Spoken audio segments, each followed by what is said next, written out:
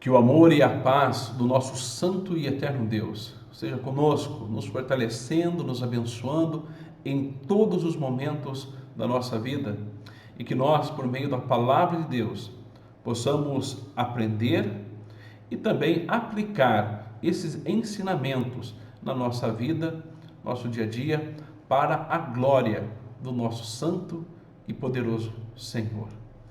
Irmãos, hoje nós vamos ler um texto que fala sobre o que nós somos como igreja. Vai falar o que nós somos como igreja e qual é a nossa função. E para isso nós vamos ler o texto de 1 Pedro, capítulo 2, o verso 9 e 10. Diz assim a palavra do nosso Deus: Vós, porém, sois raça eleita, sacerdócio real, nação santa, povo de propriedade exclusiva de Deus, a fim de proclamardes as virtudes daquele que vos chamou das trevas para a sua maravilhosa luz. Vós, sim, que antes não erais povo, mas agora sois povo de Deus, que não tinhais alcançado misericórdia, mas agora alcançastes misericórdia. O verso de número 9 começa com um contraste. Vós, porém. Este contraste refere-se ao verso 7 e 8, que fala daqueles que rejeitaram a pedra angular, aqueles que são desobedientes.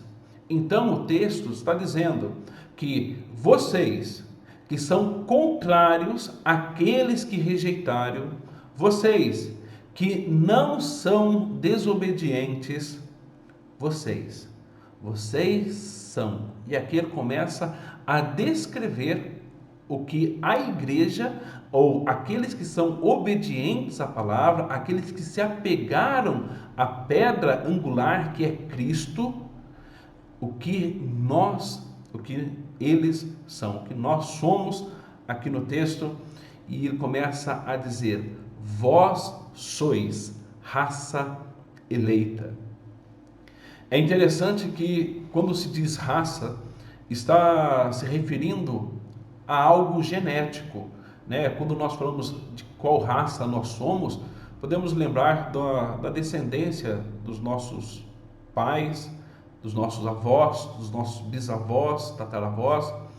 Possivelmente poderia-se pensar que Pedro estava falando aqui para os judeus, né, que têm uma descendência de Abraão. Mas havia entre os leitores de Pedro também gentios que não eram descendentes de Abraão. Então, não faz sentido Pedro estar falando sobre a raça descendente de Abraão. Mas de que raça nós somos comum? Tanto judeus como gentios. Se nós olharmos para o Evangelho de João, capítulo 12, capítulo 1, o verso de número 12 diz assim: Mas a todos quantos o receberam, deu-lhes o poder de serem feitos filhos de Deus, a saber, os que creem no seu nome. Ou seja, nós somos raça de Deus, nós somos descendência de Deus, nós somos filhos de Deus. O texto está falando que nós somos gerados e fomos gerados por Deus. E é isso que fala quando fala sobre raça, nós falamos porque nós descendemos de Deus. E aqui está falando que essa raça é uma raça eleita, uma raça escolhida. Deus nos escolheu, Deus nos chamou. Não porque nós somos merecedores, não porque nós somos melhores, mais capazes, mas somos chamados pela graça, somos chamados pelo amor de Deus, pela sua misericórdia. Deus nos elegeu. Nós estamos em épocas de eleição e é isso que acontece, né? Nós, a prefeito, né? Escolha para prefeitos, vereadores, nós escolhemos. Muitas vezes nós escolhemos porque este é melhor, porque aquele vai fazer mais coisas, e vemos as capacidades e as habilidades nas pessoas. Mas nós, todos pecadores, todos fracos, falhos, E Deus nos escolheu, não baseado naquilo que nós somos, mas no seu amor, na sua fidelidade. Deus, com a sua graça, nos escolheu nele. Somos, por isso, raça eleita. O texto continua dizendo que somos sacerdócio real. O sacerdote, ele tinha a função de levar os sacrifícios, oferecer os sacrifícios a Deus. Então, é como se ele levasse os pedidos do povo a Deus. O profeta, diferentemente, ele trazia a palavra de Deus ao povo. O sacerdote levava os pedidos do povo a Deus. E hoje nós somos sacerdócio real. É isso que a igreja é. A igreja tem um acesso a Deus, pode se chegar ao trono de Deus. Ela tem essa possibilidade de estar na presença do Senhor e levar as pessoas também à presença do Senhor. Por isso que nós intercedemos, assim como os sacerdotes por nós também intercediam. E sacerdócio real. Isso quer dizer que nós fazemos parte de um reino no qual Jesus Cristo é o Rei e está governando sobre todos nós. Vemos mais uma característica, que é nação santa.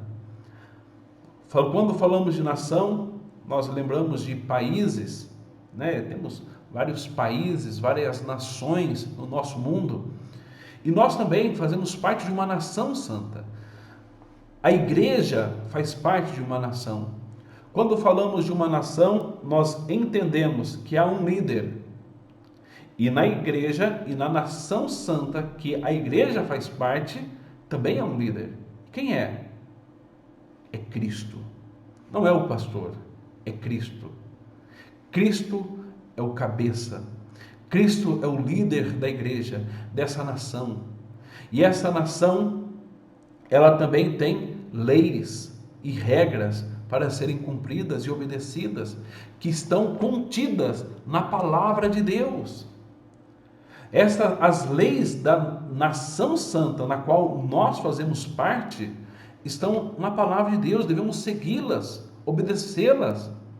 Também há bênçãos e punições para aqueles que obedecem, para aqueles que descumprem as ordens e os mandamentos descritos na palavra do Senhor. Esta nação santa, ela tem um objetivo, que é viver em santidade.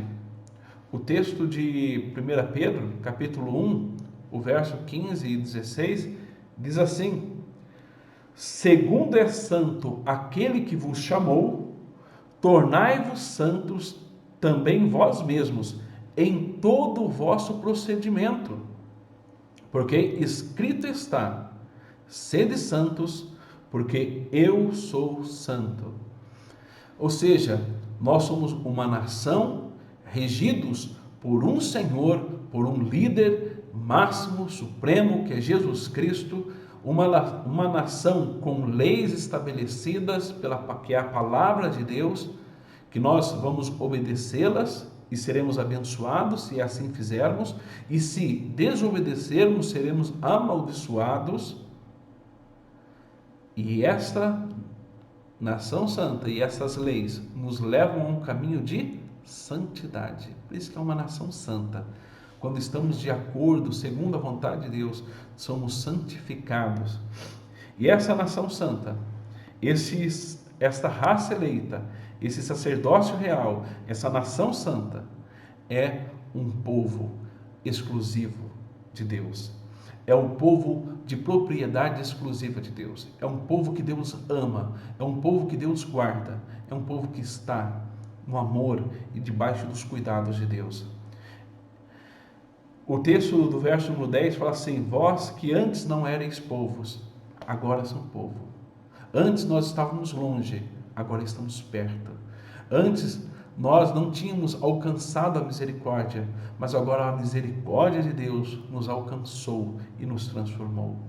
E qual o objetivo disso? Para quê?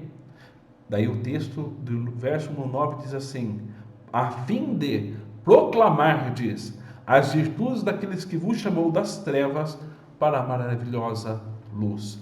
Nós somos chamados por Deus, transformados por Deus, povo, sacerdócio real, nação santa, raça eleita, para proclamar as virtudes daqueles que nos chamou, as virtudes do nosso Deus e Pai. Nós devemos glorificá-lo, anunciar a sua palavra para todos aqueles que ainda não creram. A palavra de Deus não diz que nós devemos converter as pessoas, mas fala claramente que devemos proclamar a todas elas, falar de uma forma obediente, que Deus é aquele que reina, que Deus está sobre todos os homens e que nós necessitamos da sua graça e do seu amor. Devemos proclamar Jesus Cristo, o seu amor inefável, o seu grande amor que o fez vir a este mundo, derramar o seu precioso sangue para a nossa salvação. Que nós, irmãos, entendamos o que somos como igreja e possamos proclamar o Senhor Jesus Cristo para todas as nações. Que Deus esteja assim nos abençoando e nos fortalecendo. Vamos orar.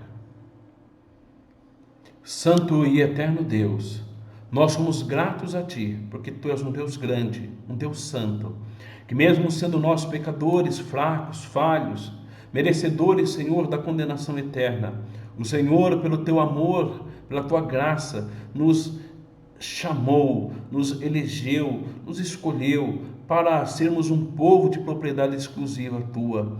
Nos chamou para sermos santos, nos chamou para desfrutarmos do Teu grande amor.